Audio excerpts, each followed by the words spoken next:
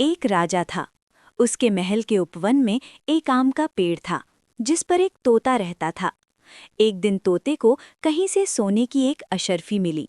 उसे उस अशर्फी का कोई उपयोग नहीं था, इसलिए वो उसे राजा के पास ले गया और सौंप दी। तोते को आशा थी कि राजा उसे धन्यवाद देगा, पर राजा ने कुछ नहीं कहा। राजसभा में राजा ने वही अशर्फी दिखाते हुए गर्व से कहा कि ये उसके पूर्वजों की धरोहर है। जब ये बात तोते को पता चली तो उसे बहुत क्रोध आया। उसने राजा से पूछा कि उसने सच क्यों नहीं बताया। राजा हंसकर बोला कि यदि वो तोते का नाम लेता तो लोग उसका मजाक उड़ाते। राजा ने ये भी कहा कि वही सच माना जाता है जो राजा कहे।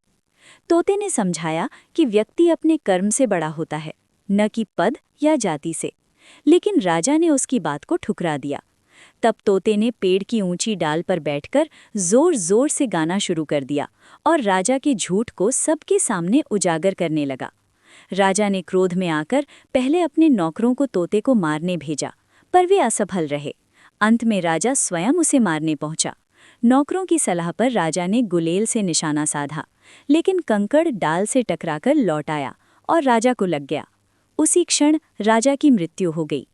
इस प्रकार एक छोटे से तोते ने सत्य और साहस से राजा के झूठ का अंत कर दिया।